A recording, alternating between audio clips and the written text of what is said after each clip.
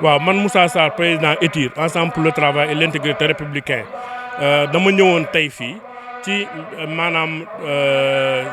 saytu gi nga xamante ni maa ngi koy saytu ak di jàppale nit ñi ginnaaw ba ma créé mouvement bi ñu wax ETIR ñi nga xamante ni ñoo àndoon ñu may xelal dañoo bokk booloo teg benn doxalin boobu nag moo doonoon dem ci école yi may leen ay këyit ay cahier ak ay bic ak tuuti xaalis pour ñu mën a lijjanti seen i mbir surtout xale yi nga xamante ni ñaare dañuy néew doole. ci programme boobu aussi dañ ñoo waxoon ñu dem ci daara yi aussi ay kaamil lañ fa doon joxe di fa joxe ay basang di fa joxe ay satala loolu ngir lan parce que dañoo créer mouvement bëgg nit ñi reconnaître seen bopp ci mouvement ba surtout aussi sàkk fa ay ñaan loolu yi tamit ba ñu ko defee ba pare comité bi ni nañu wër ci kër yi jox leen ay garab donte naam dafa am politique boo xamante ni président de la république da ko def muy PSE vert vert mooy xob mooy couleuru garab donc ñun ni suñu contribution ci politique boobu moom mooy ñu dugg ci kër yi joxe fa ay garab yoo xamante ni day am meññeef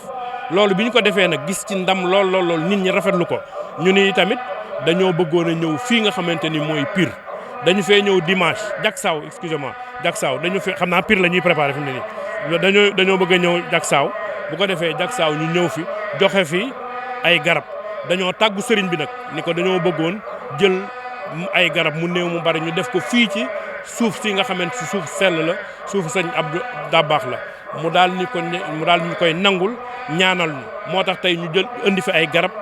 fas yéene ko fay jëmbat indi fi aussi ay keesi saabu liquide savon liquide jox ko sëriñ bi aussi ci turu ETIR indi fi yeneen teraanga loolu yëpp nag pour lan pour que sëriñ bi nangul ñu suñuy ñaanal ñu ba yoon wi nga xamante ni moom la ñu jël muy yoonu ndamal Sénégal mu ñaanal ñu bu ko defee li ñu bëgg ñu réussir ko loolu mooy. en réalité secret ETIR peut-être dina am loo xamante ni dama am ñu ma ko bokkal waaye nag mën naa ni man mi nga xamante ni man lañ jox présidence bi dafa am nag ay jaar-jaar yu ma jaar parce que man dama doonoon professeur scientifique jàngale naa lycée Malick Sy foofa laa amee bac jàngale naa lycée Ndiaganiao jàngale naa lycée Mboro ba ma fa jógee yi tamit ma def diplôme ingénieur génie civil ba nekk di yëngatu ci bâtiment waaye sama cursus politique mooy secrétaire général national du syndicat doonoon naa ko syndicat d'enseignants jiite leen pendant ñeenti at ba ma jógee foofu ma dugg ci langue politique bi nekk CIS cellule initiative et stratégie bu PDS doon fa secrétaire administratif bi ma jógee foofu ma bokk ci ñi nga xamante ni ñoo sos fédération nationale des cadres libéraux man ak ku ñuy wax Abdoul Aziz Diop ak ministre Abdoulaye Seydou Sow ak Khafor Touré ak Samba Ndiaye ak Sara Sall ñun ñoo toog créer fédération nationale des cadres libéraux ba ñu ko créer mu am ay expérience boobu nga xamante ni fédération boobu dañ maa installé woon Thiès pour jiite cadre ya fa nekk yëpp expérience boobu laa toog ba càgg bi ma créé mouvement ETIR ma jël expérience boobu teg ko ba pare ànd ak nit ñoo xamante ni nit ñu ñàkk ki ñaan lañu looloo tax dañ ma naan defeel nii rek may doxale noonu te lu ma doxal su ma paree dañuy dajaloowaat ni ma nii nga ko doxale baax na lii mënoon nga koo gën a defar. waaw ci plan d'action boobu ñu defoon exactement plan d'action boobu defoon dañ cee tegoo ni tamit joxe ay garab parce que dañoo xool ni PSE vert dafa am joxe garab yooyu dañ ñu koo tegaloon ñu joxe Thiès lu baree ba ci yàgg fii nag xewle fii di Diacksao xewle tey ak suba ñu ni ñun tamit dañoo bëgg a ñëw indi fi li nga xamante ni moom mooy ay garab indi fi ay savon liquide indi fi yeneen ak yeneen ziyaare ko sëriñ bi ba pare dellu doon ak ay taalibe nag parce que ay taalibe lañu. gis-gisu ETIR daal moom mooy am réew mi ñu bokk réew mi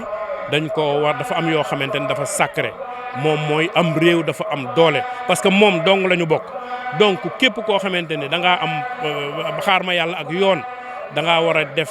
la nga war a def mooy wuy ji yoon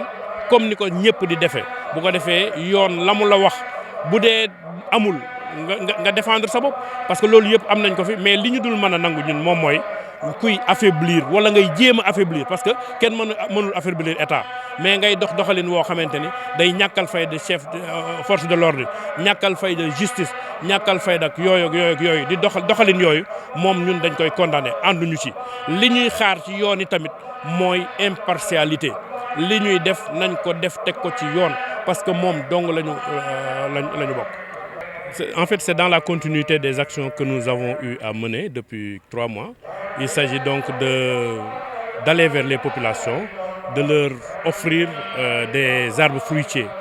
Alors, cela a été, j'avoue, très apprécié par les populations. Nous avons commencé à Thiès, nous avons également fait la zone de Noto Diobass et aujourd'hui nous sommes déplacés jusqu'à Diacksao. Alors Diacksao, c'est une histoire donc en tout cas du Sénégal où nous l'avons constaté, Serigne Abdou Dabakh recevait donc ses hôtes de marque ici à Diacksao. C'est ici également que les conflits à des niveaux supérieurs ont toujours été réglés par cet homme saint. C'est dans cet esprit que nous avons fait le déplacement dimanche passé et nous avons vu son fils qui est ici, qui nous a reçus, à qui nous avons présenté notre mouvement et qui nous a fait des prières. Seigne Sidi Ahmed, que nous saluons au passage. Et nous l'avions promis la dernière fois que nous allons, comme nous l'avons fait d'ailleurs à Thiès et dans les territoires environnants, comme nous l'avons fait, nous lui avons promis de lui amener des arbres fruitiers, qu'il nous fasse l'honneur de nous permettre, dans cette terre sainte, donc de planter des arbres fruitiers pour magnifier ces grands hommes, mais surtout également pour nouer un pacte avec lui parce qu'il s'agit bien évidemment de notre marabout. Nous avons également amené des caisses d'eau de Javel, mais également des caisses de liquide de savon, Madar, genre Madar, pour ne pas faire de la publicité. Et ils l'ont véritablement reçu avec tous les honneurs. Ils nous ont reçus avec tous les honneurs. C'est dans ce sens également que s'inscrit notre action, que nous voulons pérenne. Parce que nous voulons aujourd'hui faire une politique avec une nouvelle approche. Cette nouvelle approche, c'est d'aller auprès des populations, d'échanger avec eux, de leur donner le monument que nous avons, mais également de recueillir à partir des prières et même des préoccupations qu'on pourra porter à un niveau supérieur et qu'on pourra véritablement régler si les moyens nous le permettent. En réalité, il entre bien dans le cadre PSE vert, comme l'a si bien décliné le chef de l'État à travers son grand plan PSE. C'est donc dans cette dynamique que nous nous sommes inscrits. Mais l'approche nouvelle, comme je l'ai dit tout à l'heure, c'est d'offrir des arbres fruitiers. Et ça, je crois que personne ne l'a encore fait. Nous remercions Allah subhanahu wa ta'ala de nous avoir inspiré cet acte-là, qui en tout cas est à glorifier. C'est donc à travers ce PSE véritablement que nous voulons faire ces actes-là et que nous sommes en train de faire. Mais quand même, il faudrait rappeler que nous avons eu à donner des cahiers,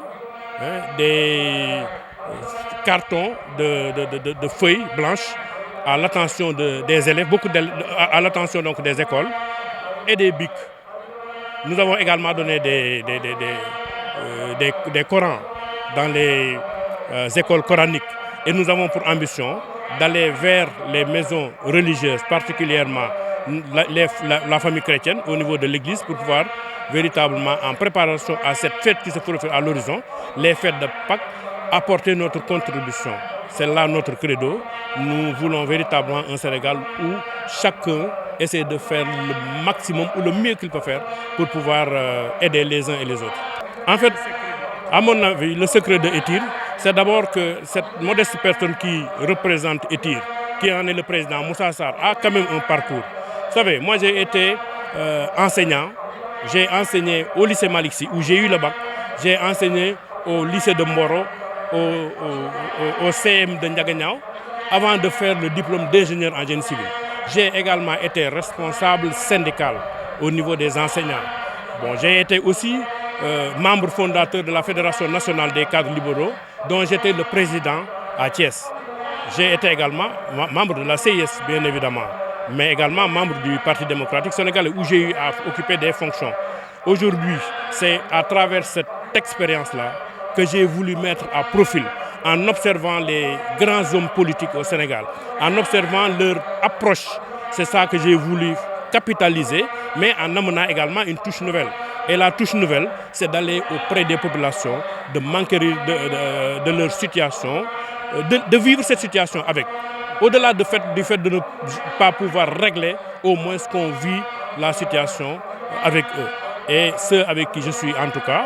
m'ont fait confiance et m'ont encouragé à véritablement continuer dans cette dynamique. Et en tout cas, nous, aujourd'hui, nous nous rendons compte que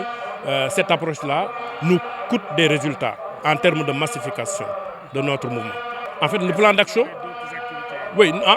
d'autres activités, ce sera bien évidemment nous regrouper, réorganiser davantage, parce qu'aujourd'hui, le seul poste qui est pourvu au niveau de l'État, c'est le président. Ça veut dire donc qu'il y a des postes de responsabilité qu'on doit donner, qu'on doit déléguer à des personnes en attendant qu'on fasse une assemblée générale qui va entraîner tout ça. Et actuellement, nous sommes une équipe qui croit en l'esprit étire et qui se retrouve chaque 2 semaines pour dégager une feuille de route, mais également essayer de faire tout pour véritablement évaluer le plan d'action qu'on s'est fixé. Ça veut dire donc que nous sommes très organisés dans l'approche que nous avons. C'est une approche novatrice. La position de ETIR, c'est très simple. C'est une position républicaine. Et qui se dit républicaine dit que si 2 individus, quel que soit par ailleurs leur bord, ont des conflits et qu'ils doivent régler au niveau de la justice, il faudrait bien que la justice fasse son travail. C'est ce que nous demandons. Nous ne demandons pas plus aux Sénégalais. Il faudrait que les gens-là laissent le pouvoir, laissent la justice faire son rôle. On ne doit pas affaiblir ou essayer d'affaiblir l'État. L'État doit rester fort, mais l'État également, nous l'attendons à ce